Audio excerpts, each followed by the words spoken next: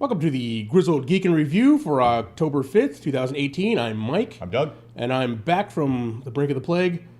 Chewing on some cough drops, but yeah, I'm better. I could be on camera again. Yeah. Not to quarantine me off in the other room.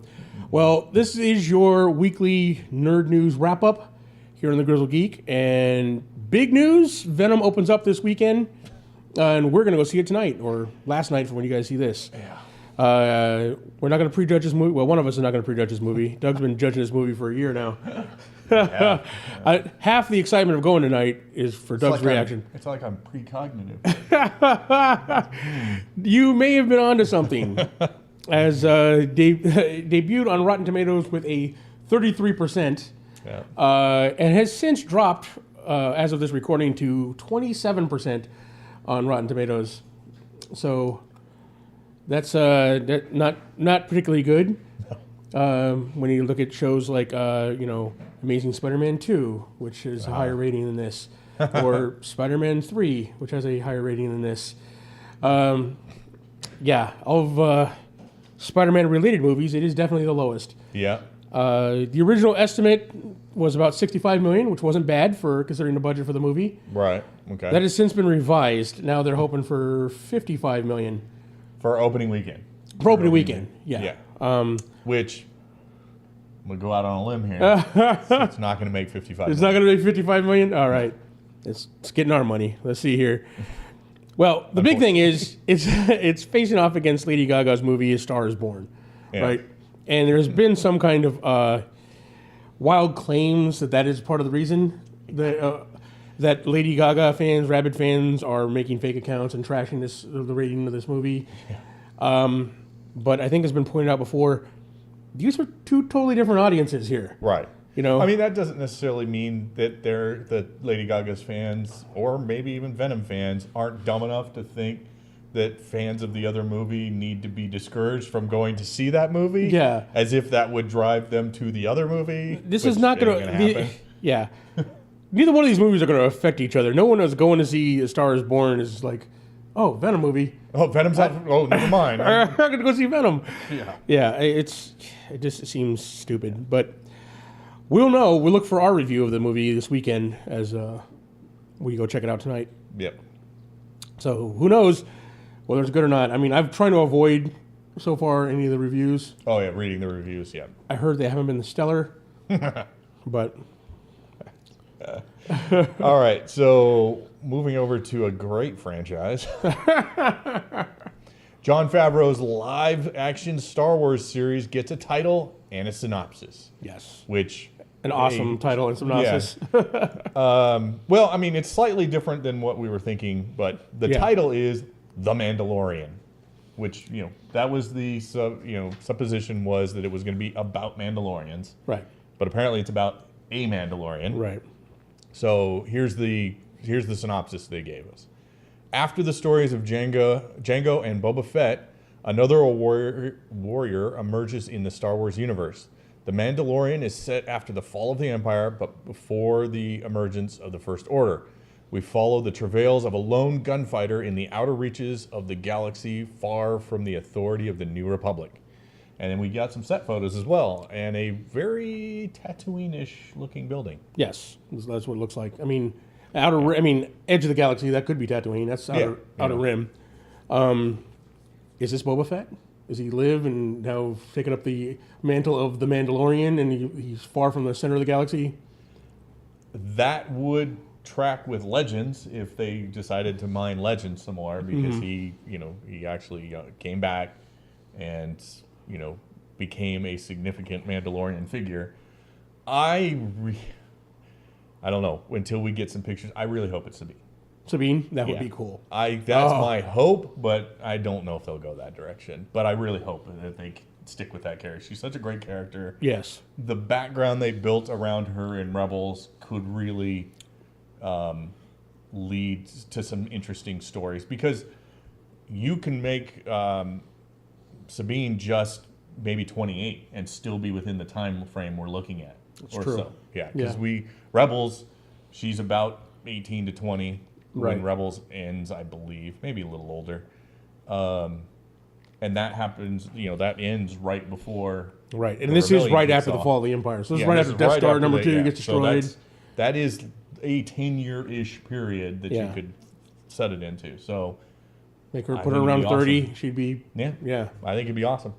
That would be cool. Who knows? We'll see what happens. I'm excited for this either way. I mean, it's Jon Favreau. Sure. It's Star Wars. It's about Mandalorian. Yes, and so far, Star Wars TV under Disney has not disappointed to this point. That is true. So we'll see. I mean, we still have not excited about the Resistance, but you know, we'll see.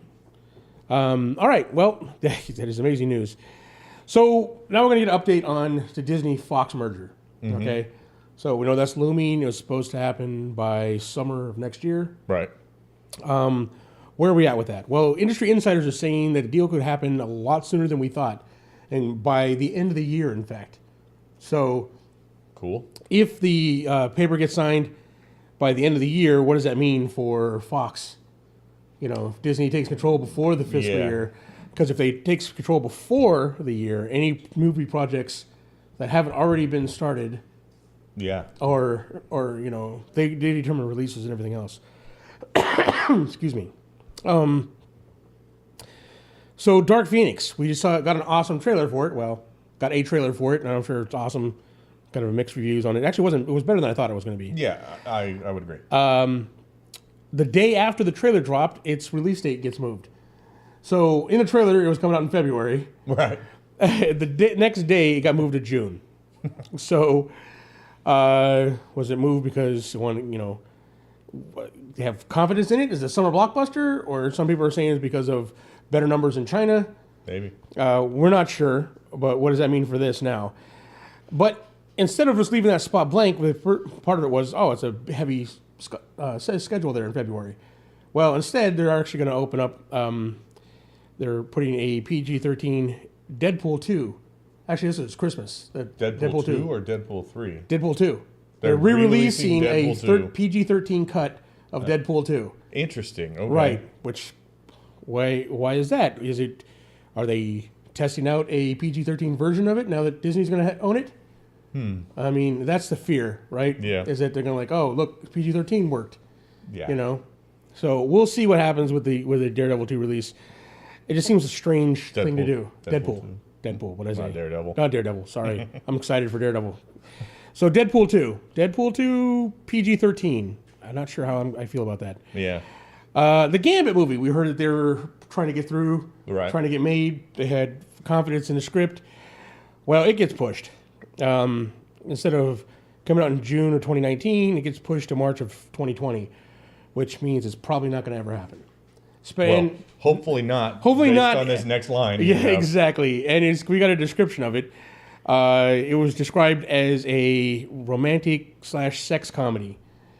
Does that sound like I mean, that's horrible. I'm not a big fan of Gambit, but there's a lot to mine there with his association with the Assassin's League and the whole bit. Yeah. You know, there's a lot of stuff that you can go with that and make a cool movie. But as romantic comedy,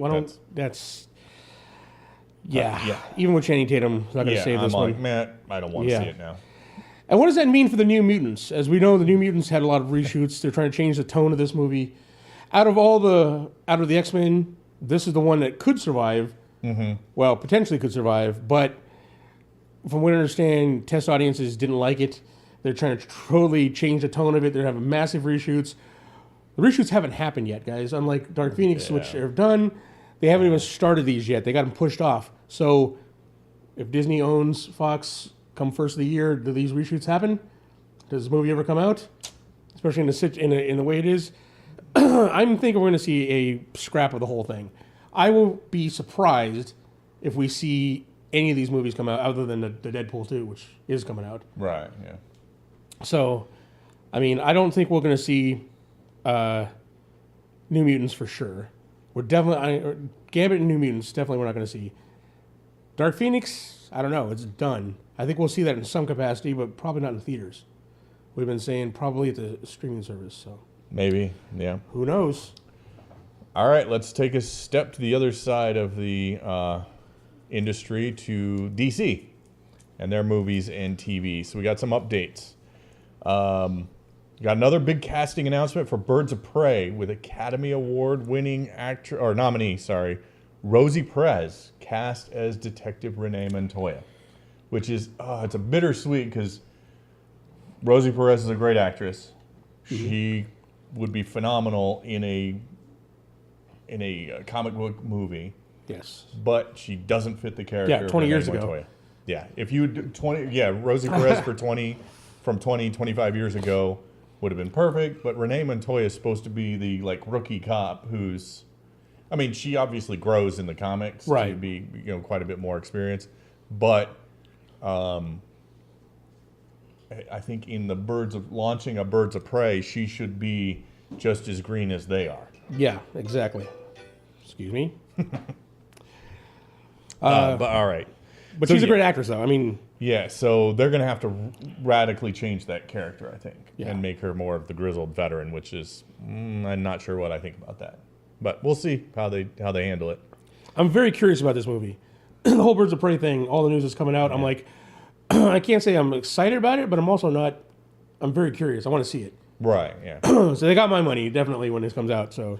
Yeah, I mean, they could do something really good, or they could totally flub this. Right, so it's like one of those things. Like, which is, Of course, if you look at the track record. Par for the course for... Yeah, I was going to say, yeah.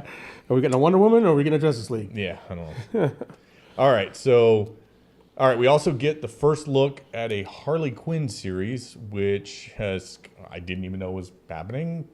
Is this for the streaming service? It's for the streaming service, yeah. For it's DC animated. Universe. Oh, it's animated? Yeah. Okay. So...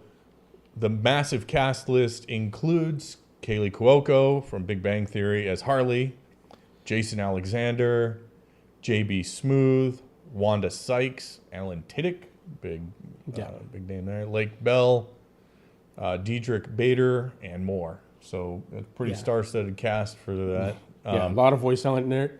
And DC almost always knocks it out of the park with animated movies. Yeah. So that I'm pretty excited about. We also got news that Titans is already renewed for a second season before it even debuts. So they must have a lot of confidence in that, despite the stupid costumes. It must be far better than it looks. Yeah. I mean, the action looked fine. Yeah. And Robin's costume looked okay, but everything else, I didn't like the looks of the people. No. Not the actors, the costuming. I didn't like the costuming. Right. So, all right. And Doom Patrol finally is getting good reviews. And it's being said is actually better than Titans. Yeah. And it's going to debut in Titans and then get its own series early next year. Yeah. So. But early reviews are out about the series, and they're saying what rave reviews for it. So nice. Which is, out of the two, you figure that would be the one that had the biggest potential to fall down.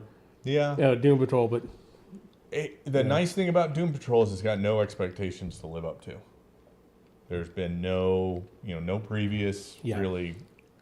All you have to compare it to is the comics, and the comics are old. Right. So, there may be a new Doom Patrol series. I'm not certain, but I'm sure there's some version of it is out. But I mean, like I said, the latest Titans preview or whatever, they drop a lot of Batman's name a lot. In this. Oh, yeah. So, are we going to see an actual... I mean, obviously, we're going to see him. We're going to see him. Yeah. But to what extent? Is it just going to be a brief cameo? Remember the old Birds of Prey TV series? They actually had Batman in the very first episode, Batman and Catwoman, because Huntress was supposed to be their daughter in that series. Oh. And they actually... But there was no voice. It was like basically a flashback beginning as a narration. Are we going to get something like that, or is it going to be an actual... No, who knows? Who knows? Well, that does it for our main stories. Now on to our smaller stories, our Nerd Nuggets, our Geek Bites. First up, we heard about, 3 years ago, we heard about the Wheel of Time series. Getting, actually going to be a movie. Mm-hmm. There's going to be a series, and there's going to be a movie by a big studio. We never thought we'd ever see it happen. I mean... if there's one series that's even harder to adapt than Game of Thrones, it's Wheel of Time. And it looks like we got an official announcement. Amazon has officially greenlighted the series. We are getting a Wheel of Time series. And the synopsis of it basically sounds like it follows the first book, basically. Mm-hmm. It's going to center around Moiraine and her travels with 5 kids, boys and girls, one of which is going to be, either the prophesized savior or doom of mankind. All right. Which is basically the plot of the first book. Right. Yeah. So, but no names or anything else. Just Maureen's name is the only one, and it's going to center around her. So she's going to be the star of this, probably told from her perspective, which is going to be an awesome choice, I think. Yeah. Out of the group. Cool. Yeah. So we have to have Lon, of course, but no mention of any. I mean, obviously we know who the 5 kids are. Yeah. So 3 boys. And yeah, Gwen and Naive. Gwen and Naive. Yeah. So, well, we'll see. This, if done right, has potential to be bigger than Game of Thrones. This is one of the best fantasy series of novels of all time. Yep. So, I mean, up there, I put it above Tolkien. So. Yeah, I could. Yeah. I mean, I know that's big praise right there, but yes, I would put it above Tolkien. So. It is far more cohesive than Tolkien's works. They're kind of expansive, and you have to dig a lot to get the full thing. But yeah, it is a really good series. I would say it's my favorite of all time. Yeah.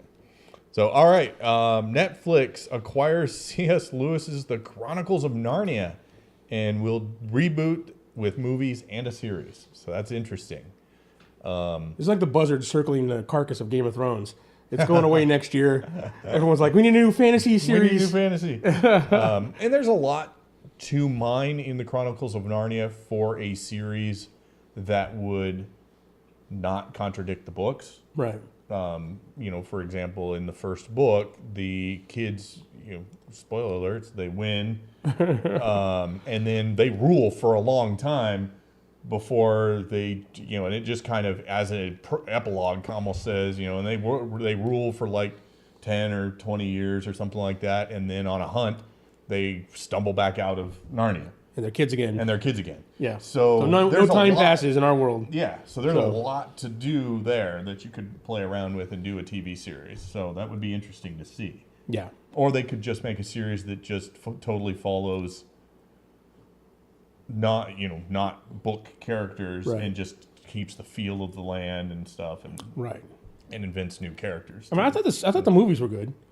I only saw the first one, but I thought it was well done. I liked the kids they cast for the it wasn't the greatest movie ever, but it was good. Yeah. All right. Well, we get our first look at M.A.J. Scanlon as Lobo for the Krypton series season 2. Now, I hear Krypton is, we laughed at this when it first came out, right? Krypton's about Superman's granddaddy. Yeah. Seg-El. Yeah, great The name was horrible. The idea we thought was horrible. But from what I understand, this is probably one of the best Superman series out there without Superman in it. Without Superman in it. Yeah. Which, I guess Smallville had that title for the longest time. Yeah. The best series without Superman in it. Yeah. But apparently this is really good. It has, the best, most accurate depiction of Brainiac, Mm-hmm. I've yet to see it. So I know I got a whole series to catch up on.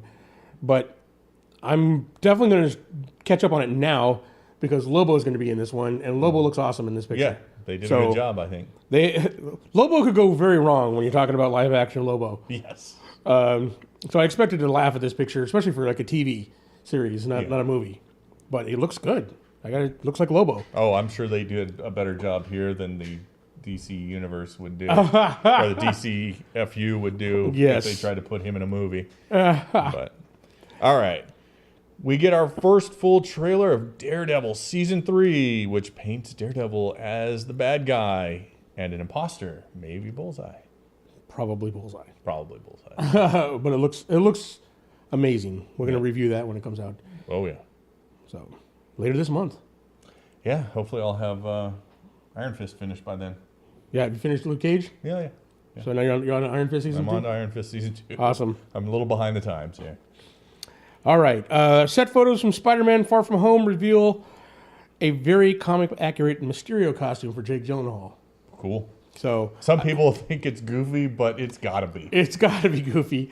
I will say this. We don't see the big dome yet, but he's got the green costume, the shoulder pads, the purple cape. All right. He's got, obviously they have to have the dome on, but he's got the dome off. You can see it's Jake Gyllenhaal. Yeah.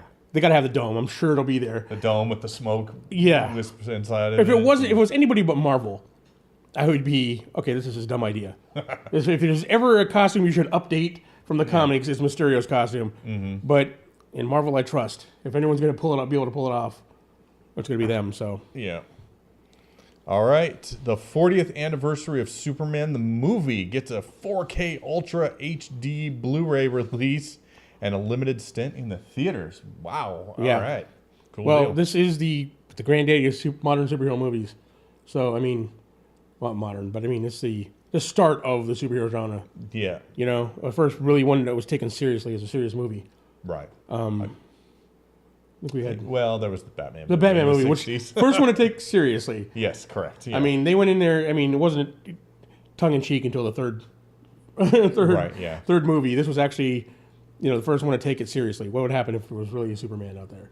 Mm-hmm. So, I mean, it's an awesome movie. If any of you young comic book fans out there, comic movie fans, have not seen Superman the movie, do yourself a favor and check it out. Yeah. It holds up even to today. Even some of the special effects, which are somewhat dated, still hold up, though. Yeah. I mean, so if they clean this up for a full 4K Ultra release, so That'd be interesting. I'm excited about it. So, all right. And our last story for the day, somewhat controversial story. Kathleen Kennedy of Lucasfilm, Disney has renewed, after a vigorous effort to try and replace her, to find a replacement for her. Yeah. Have renewed her contract for another 3 years. So for another 3 years, she's going to be in charge of Star Wars. Now, some people are upset about this. Some people are excited about it, call it a win. We're not really sure. I know Bob Iger has come out and blamed himself for, Solo, about being Star Wars fatigue, too much, too quick. I'm going to pull back on some of the Star Wars. Mm-hmm. Right now, the only thing in production is Episode 9. Right. So that's the only thing that's in production right now. But they're working on several other projects, right? That in the TV series. Right. So what's going to come out? What's going to happen? What's she going to oversee in the next 3 years? Well, yeah, and I'll give credit where credit's due here. I'm getting this breakdown from Thor Skywalker on YouTube. He brought up a great point, which is if you combine this with Bob Iger's statement that they're going to slow down on Star Wars, the only things in production that are going to be complete in this next 3 year span that she's still going to be there are things that have already been greenlit. Nothing else is in pre-production. So it's true. There is a chance that she'll have her hand in nothing, the creating of nothing else for the next 3 years. And this might be all right, we're going to let her save face. We're going to extend her contract while we really take the time to find somebody to replace her. Right. So I'm hoping that is an accurate way to look at this. But we'll see. I mean, and to be fair, she's done quite a bit for Lucasfilm. She's been there from the very beginning. Yeah. With George Lucas. So, I mean, you can blame her if you want for the last couple Star Wars things, but we wouldn't, she had a hand in Star Wars from the very beginning. So, she's done a lot of good for it. And as in a kind of a weird aside that also came up with this was the Russian bots were blamed for a lot of the Star Wars hate online. Uh-huh. They led the charge with the the anti-Star Wars backlash after The Last Jedi. I don't know. It's kind of a weird thing to throw in there. It's almost like and by the way, most of the hate's coming from Russian bots. So I don't know. It's kind of a weird thing. We throw it in there because they did. Yeah. But I don't know what I think about that. But there you have it, folks. Another week of nerd news wrapped up for you in a nice little bow. And I managed to get through it all with almost few interruptions. Almost no interruptions. But we'll be back again next week with some more nerd news. So be sure to like, subscribe, tell your friends, leave comments down below about any of these stories. And if you want to support the channel, you can do so through the links down below as well. Do you have anything to add? I think we're good. All right. We're off to see Venom. Look for a review coming up. Should be fun. All right, guys. Bye. Bye.